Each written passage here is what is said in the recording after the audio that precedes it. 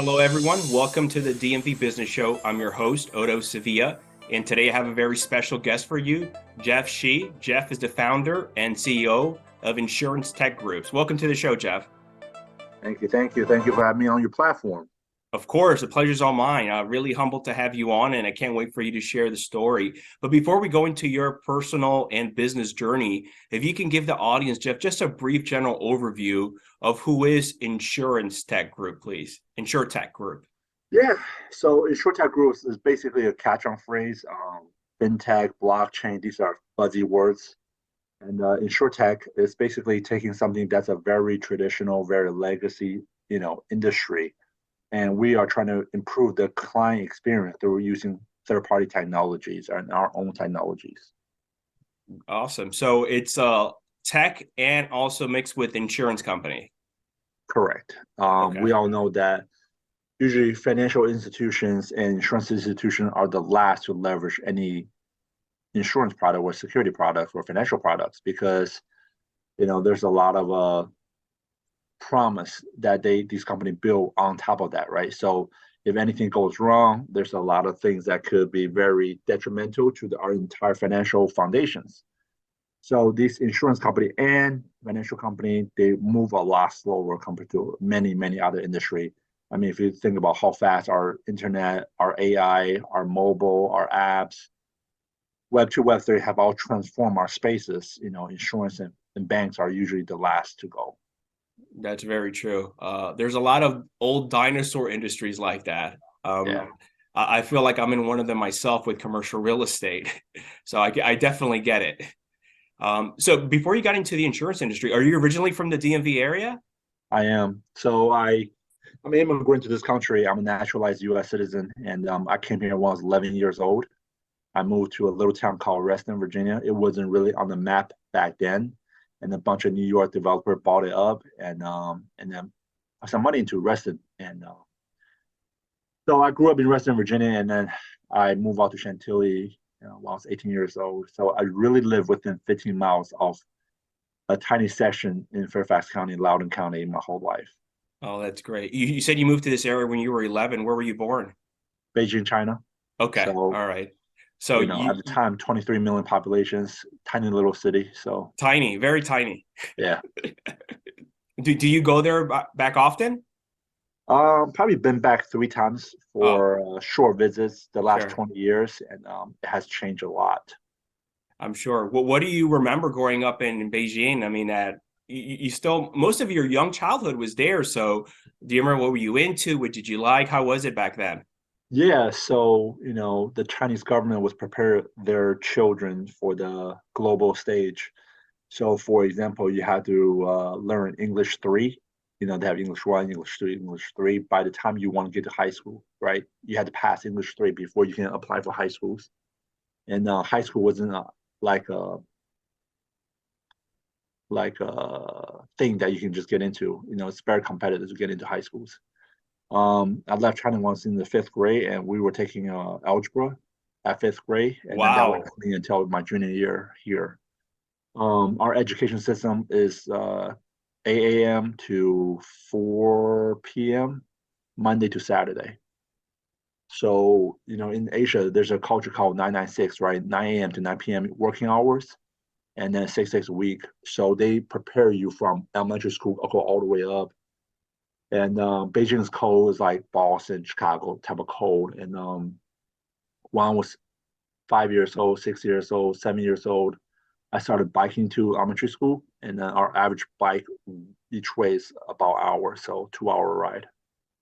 At what age was this again? 6 By yourself or with by groups? myself, yeah. Okay. I So different world, very different different world. world. Yeah. And school, Jeff, was it all year round, or did you have summer breaks like we do here in the U.S.? There's summer, but much shorter. Much So shorter. Okay. yeah. I'm glad you mentioned this. I'm going to have to play this. I have three young boys, and we always talk about school and education, the importance of it. And I think it was the other day over breakfast we talked about the Chinese school system, and I'm like, we should start incorporating that in America. I'm telling them, they're like, no, no, no. I don't know if you have any children yourself, but I'm I sure. do. Yeah. Okay. I have 3. It's Very different. if I had to compare on the outside is I think our school system has started to really cater to the 1%, 2% that fail. The Chinese school system embraced 1% and 2% that really fly. So it's a survival of fittest system in China Hmm. because they had to deal with 1.4 billion people and how to pull them out of poverty. Versus our school system is really now like, I'm not a huge fan of it because they really worry about kids who cannot succeed. So even they pull out academic, public displays of academics, Thomas Jefferson, for example, they no longer publish the top students and their top achievements. Raising your three children here, did you, obviously it's a very different system. Did you incorporate anything from back home, or how was it? I'm just curious, having myself three. My son is 17. He went to public school. He's still going to public school. He's in his senior year, and I have two little ones, 2 and 4.5 year old. So they Okay. just trying to like figure out how to run my life these days. So That's a big gap. yeah. Yeah. Okay. So you grew up here in this area, you graduate high school, and then what happens afterwards?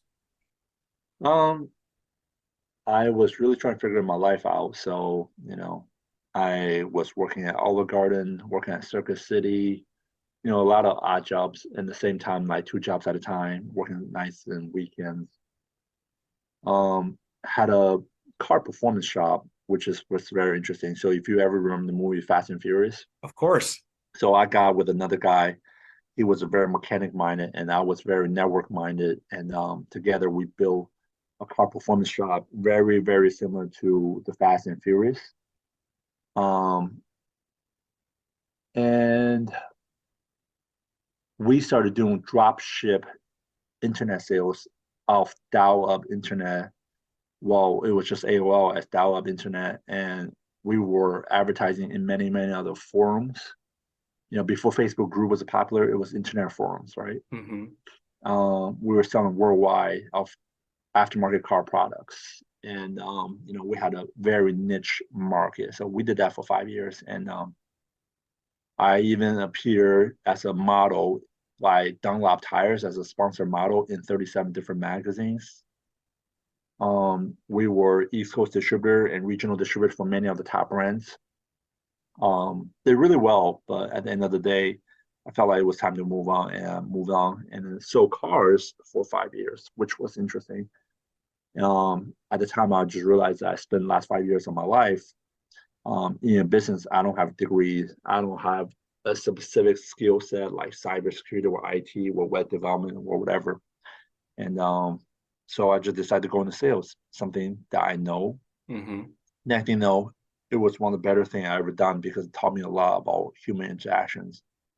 And I was kind of shy, even though I was in sales, but I don't think I really understood sales. I was in the internet sales division and then in the car dealership world, Hmm. working with vendors like cars.com, Kelly Blue Books, and then they provide us leads and learn a lot of things and then brought that over to insurance. And what got you into insurance? Eventually, you just transitioned from cars to insurance world. Yeah, I had a very interesting conversation with my finance director. Finance director, he summoned me to his office. I was like, man, what's going wrong, right? What gone wrong? And Yeah. his name's Mr. Lee. We're the only two Asian guy in this car dealership, and so he started with this conversation. He's like, Jeff, you remind me of myself. I was like, of course, we're the only two Asian guy in this car dealership. But jokes aside, and then he just started crying, and I was like, oh man, this is a serious conversation. He didn't brought me up here to joke around. He took his sunglasses off, and tears just started running down. He was like, you remind me a lot of myself. I was like, wow, where is this going? And then he was like, what's my biggest regret? I was like, what's that? He was like, I have three sons. For the past 25 years, I work here with people like you. I work here with you nights and weekends. All three of my sons have graduated high school and they'll move on to college and work for some of the top, auditing firm, law firm in the area. But even though I made a lot of money, which he made 250, 350 a year, he was a director. of the entire dealership. But he was like, I regret 25 years now watching my sons grow up. At the time, my son was due. My wife was pregnant at the time. And he was like, I don't want you to chase my life. I don't want you to live my life. He said top three highest divorce rate of industries. Car sales is one of them. You're probably not going to you probably get one of the other two. I'm not sure if he gets a third one. But one of them is law enforcement, which, obvious, right? They spend 14 hours a day away from their family. And then one of them is accounting CPAs. Really? CFOs, controllers, they work terrible hours. That's how down. And then they take their work home on top of that. Yeah. So anyway, I took his advice seriously, and now I was like, well, Mr. Lee, if you were in my shoes, what would you do?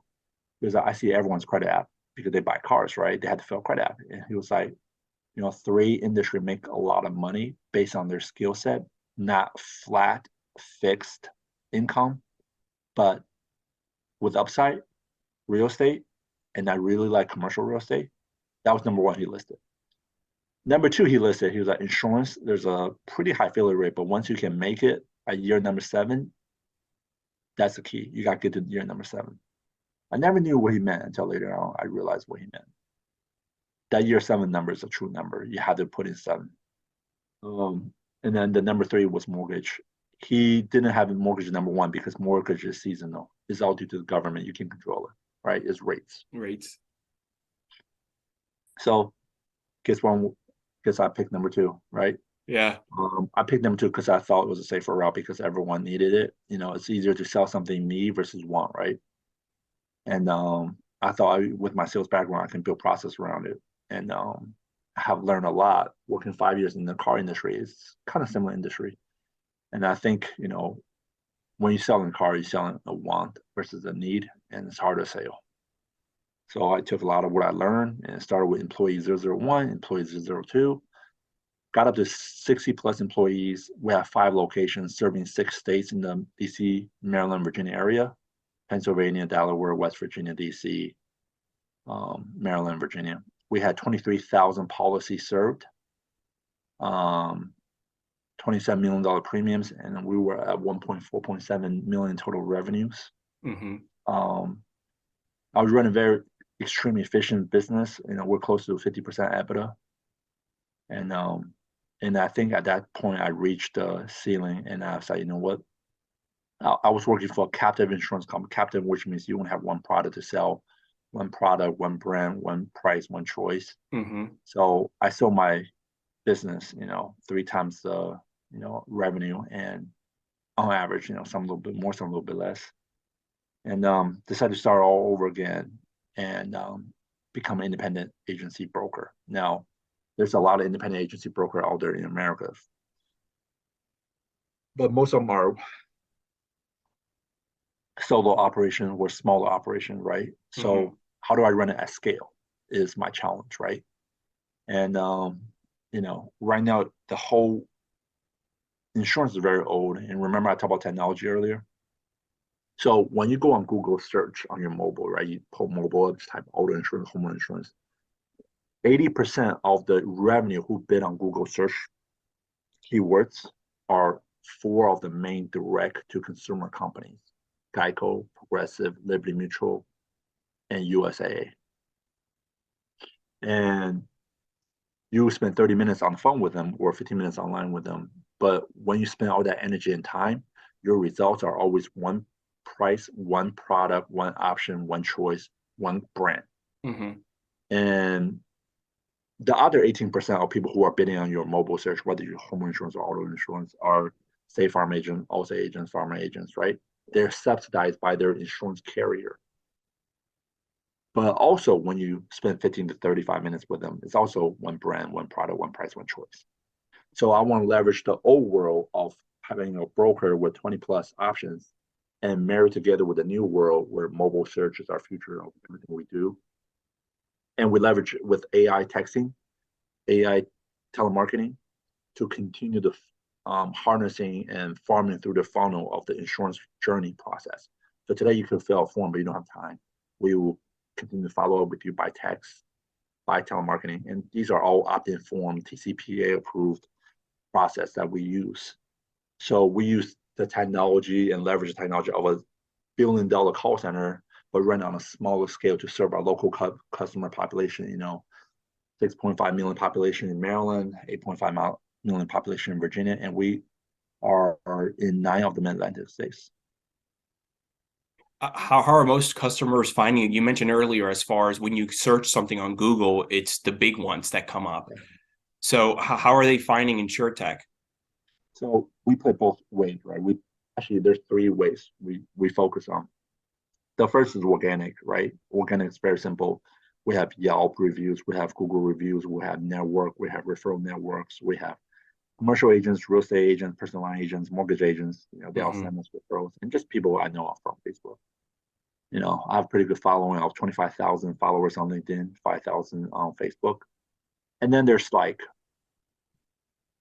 the first layer of pay ad search, performance media companies, right? There's 15 of them. 10 of them are public, 5 of them are just retail, privately held, and then they're all served by 20 other affiliate marketing companies. So they put your data on the auction block. So-and-so is searching for insurance right now in Chantilly, Virginia. So-and-so is currently insured with Allstate, State Farm, Farmers, whatever. So-and-so, all these data. And then I just put my hands up and I've been on that information. That's happening live within milliseconds. And then there's a third way, which is we build our own forms. We have our own website. We have our own funnels. We own 10 plus websites. cheapinsurance.com, not that specific website, but that type of website. And we drive keywords to our portal, to our landing page, and landing page drive it back to us.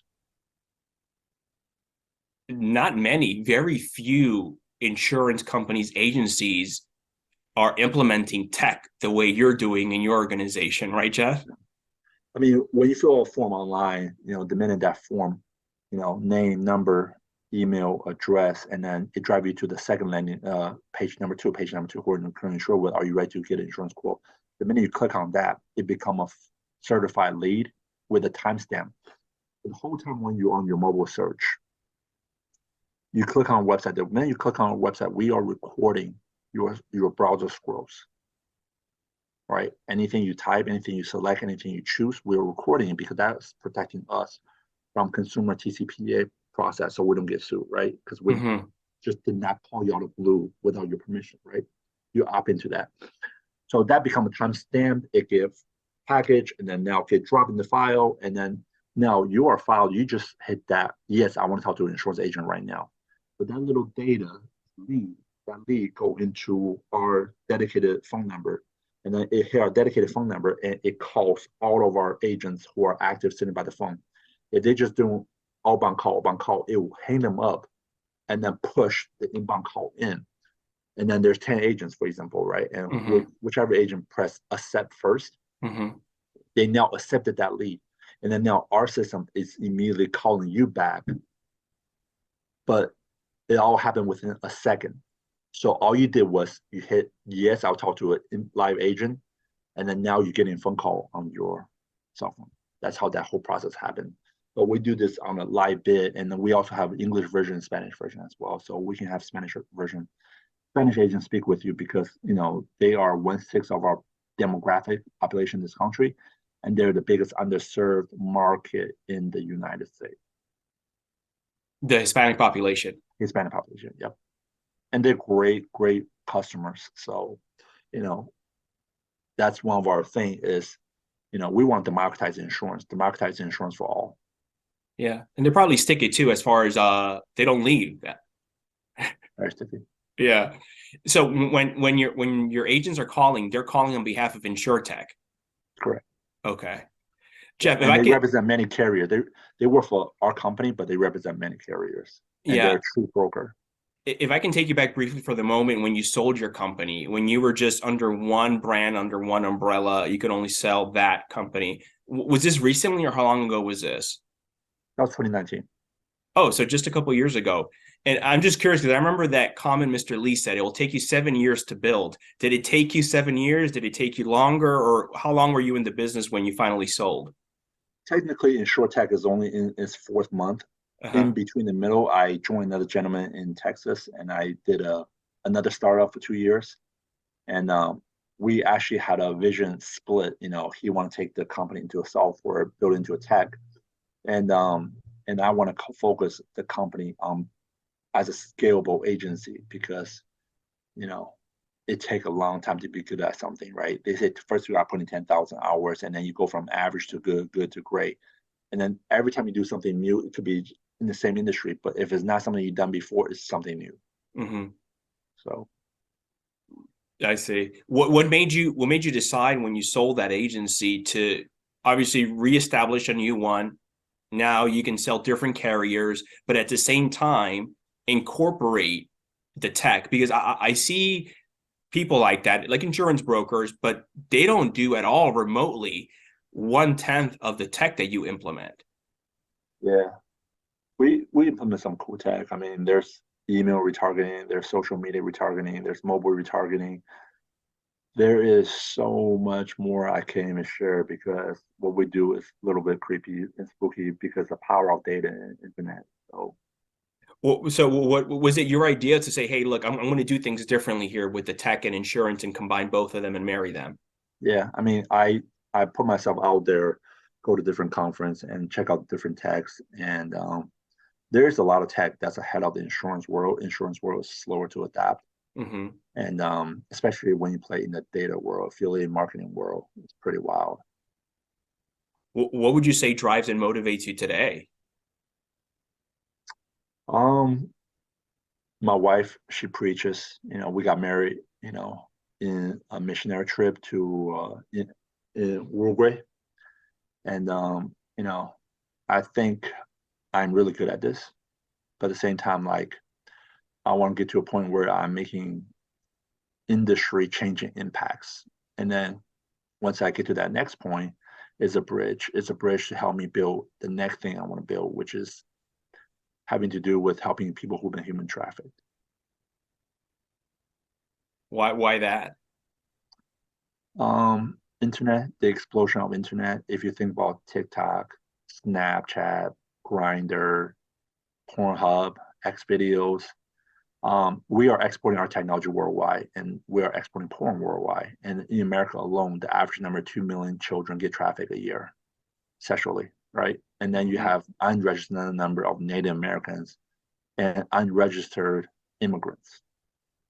So the number is way bigger, and it's an explosion that's not slowing down or stopping. So at some point, there's so much evil in this world. Somebody had to feel like, hey, I'm the one that's going to fight that. Yeah, that's good. I love that. Yeah. You're mentioning earlier as far as some of the methods, as far as inbound and the buttons, and then when the call comes in. How does your team look like today? How many agents? You mentioned you were several states. We have 5 personal line agents, and we have 4 commercial line agents coming on board. Commercial line agent is actually what we're doing is more innovative, more disruptive coming because what the shopping behavior pattern is. Most of the time when consumers think like they search on the internet, they believe they're getting their information out there, being shopped and giving choices, options is really just go back to one brand, one product, the whole concept, our vision to truly build something simpler, faster, and better, and Mm-hmm. democratize the options and choices in insurance for the consumers, the end consumers, and truly changing that user experience. So if someone contacts you, are they getting quotes from several carriers? How does that work? You give them several options, We or have about 30 plus carrier between our personal line and commercial line combined. okay. So they're seeing several quotes and then talking with the agent and seeing which one's the best choice. Yep. And then really like the product's not the same. I mean, people think just like when people buy health insurance product, some have like 25,000 deductible, some have 10,000 deductible. And then those deductible, there's 3 pages of hidden languages, like what's considered deductible, what's max. Max surgery for this cancer is 100,000. Max surgery for that cancer, 25,000. So when you compare health insurance, people choose the lowest one and they don't realize how limited that thing really is and doesn't Hmm. cover anything. That's not much different in the PNC world. I mean, there's a lot of insurance carrier getting sharper and sharper on their pencil to make the profit margin stand out. And those profit margins stand out. The only way to do it is not pay the claim. You were just mentioning earlier, Jeff, even in commercial lines, you're sort of disrupting more. I guess I see that a lot too in the B2B space. There's less advancement. What are you doing differently on the commercial lines that typically you don't see out there in the marketplace? It's a little bit harder. That's why it's more disruptive, right? It's a lot, actually not a little bit harder, a lot harder because the B2B space is really a much slower moving company. There's insurance tech carrier coming in. Hmm. Um, they're backed by $500 million of investments from VCs, and sometimes that's not enough. It's a hard space to figure it out, and at some point, it's got to be figured out. But at the end of the day, first step of consumer experience is a shopping experience, and that's what we're trying to change. Having formed several companies here, if someone were to come to you and they wanted to open a business, whether it's in the insurance industry or other industry at all, what advice, what suggestions, what are some pointers you would give this person? Maybe one, two, three, as far as to implement or at least think about before starting the business. So I have a consulting company called ProShield, and I have mentored hundreds and hundreds of people. Some for money, and some I just did it out of the goodness of my heart because I hope they can succeed. We're from the same industry. Mm-hmm. It's hard, the entrepreneurship is not for everybody. There's four quadrants, right? Shout out to Jeff Shi. He really emphasized on the four quadrant to me. The first quadrant is you build something and you go bust. And that's, you got to know your numbers, usually 50% first year. And by the year number four in the insurance industry is 92%. That's all 92%. insurance, PNC insurance, life insurance, the people who spend their life saving trying to build this business and make it run. As far as 92% going bust. Yeah. And then the second quadrant is you build something for lifestyle. So think about your typical S corps, your LLCs, and then you just take a distribution, you take a nice salary, and you run the business for 25 to 30 years, and you pass on to your children. Now that's lifestyle business. The third one is a little bit more institutional, is IPO, right? The fourth one is you build to sell for acquisition to PE firms and other bigger brokers. So, first of all, you got to know where you're going with this. And second of all, I built together like 8 quadrants of success to be an entrepreneur. And then when I coach other entrepreneurs who are trying to succeed in the insurance world, coach them in these 8. And what's funny to me is most of these people come in, they're making like 150, 200, and then they build business plan to make 80,000, 50,000, but they have their own business. And I say to them later on, I just like, it's really worth it because you're leaving a job, you're working 6 to 7 hours to come over here to work 14 hours. I probably have worked 14 to 12 hours my entire life, 7 days a week. Along came with a lot of success I probably would take back. This ain't for everybody, right? And I tell people that all the time and nobody ever listened to me. And I said, because everyone think their own stories is going to be different, but it's not. The world is cruel and it chew you up. And a lot of people, they don't come in with enough cash reserve where they don't have a business that their cash flow really built for what they need to make, what they want to make. And then there's like 6 other pillars like technology, training, recruiting. You got to have skill set in every single one to build your own shop. And people fail a lot. And I can't tell you how many people have failed. And also the problem with this is most people look at having your own insurance agency as a 6-figure model, and it should be 7 and 8. If you're not chasing 7 or 8 figure a year, then you don't have the right business plan. Speaking about failure, we all go through that. What would you say is your favorite fail? There's so many. I got here because I really failed a lot. I don't have a magic wand, right? just really backs against the wall, running on your last payroll, your last dollar reserve in the bank. One time I brought my son to Chick-fil-A and I run out of credit cards to swipe at the counter, debit cards and credit card, company and personal. And I had to leave. And then I dropped my son off at my ex-wife's house and told her that, hey, something came up. I can't watch my son this weekend because I had him on the weekend. Mm-hmm. Reality is I couldn't have enough money to buy him Chick-fil-A because I was going to get paid from the company I work for 10 days later. So for the next 10 days, I ate one meal a day and I called up people I haven't seen in 5, 10 years to go to their house to visit them. So this way they can cook me a meal because I didn't have enough money to pay for my own food. I mean, this is why I grinded through to make sure I succeed. I could have easily give up. And there's 10, 20 times I could have easily give up. And I'm just too stupid to know better. So that's probably my favorite story. Thank you for sharing that. Yeah. You mentioned earlier, Jeff, how you're connected in LinkedIn over 25, Facebook over 5,000. How did you build that immense network? And I'm sure most of them probably local. I would say my total LinkedIn engagement from the DC, Maryland, Virginia area is probably 9%. Okay. Insurance industry, not very heavy base out of Virginia. Mm-hmm. For example, in Ohio, there's 275 insurance carriers. So, my connection is probably pretty spread out. Facebook's probably more local. Okay. Yeah. But that's still a good amount of number. I mean, I'm sure all that took time and effort. Did you deliberately do that, or that just naturally came with time, or? Facebook, I was pretty deliberate and I'm very present locally. So every year, for example, we do turkey Thanksgiving shopping, Mm-hmm. and we do drop off at 8 of the local fire stations and sheriff's office. Christmas, we'll do pizza drops. So we're very deliberate, and we've been doing this tradition for 10 plus years. And as far as LinkedIn goes, LinkedIn really started for me after COVID, post COVID. So I was like, Mm-hmm. you know what, I need a way to meet with people. And then I saw that Facebook was filtering so much; they were filtering 99% of your posts for your audience, right? You could have 5,000 friends, but every single one of your posts, maybe at best 50 people see it, and that's because they're filtering because there's so much content versus supply.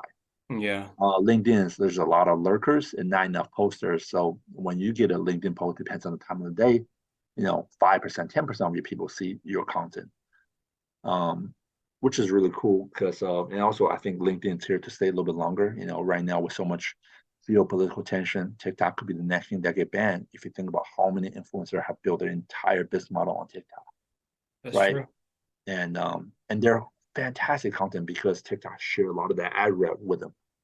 Twitter is the next to share ad rev. Mm-hmm. Elon Musk just announced that over the weekend. And I think one day if LinkedIn start doing it, it will really explode. That would be nice if LinkedIn started doing that. Yeah. So that's crazy, Jeff. In just a period of 2-3 years, you've grown to over 25 connections, 25,000. Yeah. So that's all. That was done deliberately, though, because I mean, to build something like that in a few short years, it just doesn't happen. It's like you proactively. This is part of the business plan. This is what we're going to do. It's my job. Yeah. Yeah, that's good. Same thing with me. I don't have that following. Maybe one day, but with COVID, it just changed. I started getting serious about social, specifically LinkedIn. Yeah. I mean, Yeah, you find me on LinkedIn, and there's a exactly. couple. Yeah. You and I can chat off air. There's a couple of practices I do that's low simple. Pretty simple, and they help you grow pretty fast. You said you do some things that help you grow pretty fast. Yeah. Do you mind sharing some of it? Uh, we had to talk about it probably for another show, another episode, right? Okay. It's not just like one thing. It's like all the little things you just add them together. Okay. Okay. I see. Jeff, But are just they? being active is one, right? Like Mhm. most people, they don't be active, and I force myself to spend 10 to 15 minutes a day on it. So Do you post also regularly? I would say 1 to 2 posts a day. Okay. A Yeah. lot of that I do trying to share information in my Sure. network. What would you say, Jeff? Do you have any specific habits or traits you feel that have helped you in business or even just on your personal life? Uh, just relentless. because success is hard. It's not meant for everybody. The laws of gravity, for every winner, there's got to be a loser. Hmm. For every gain, there's got to be losses. So, when you experience a lot, right? So just relentless. What would you say is your biggest challenge with your role today at InsurTech? Um, Man, that's a good question. I don't know. I would say keeping your head down, stay focused because there is a lot of distraction in the world these days. Personal distraction and world distraction, like what's around next. We had COVID, we had Russian war, what's next, right? So, our industry does get challenged by economy, right? Inflation, et cetera. So, trying to keep your head down, stay focused, and not let control what you can control. During times like this with inflation, is this where a lot of movement is happening as far as customers changing carriers and looking for quotes? Yeah, I mean, a lot of carriers, they're dialing back their commissions, they're dialing back their underwriting because they're taking a massive hit, right? I mean, there's government announced of 7.1 inflation. There's what we really believe is, and it's not 7.1. You go to a grocery store, you buy eggs, and you buy milk, anybody can tell you it's not 7.1% Hmm. inflation. And that's a real truth in the insurance world. We're seeing 15 to 30% rate increases. Definitely. I was just talking to, who am I with? Travelers? It's like over 20%. I'm like, I Yeah, didn't do anything.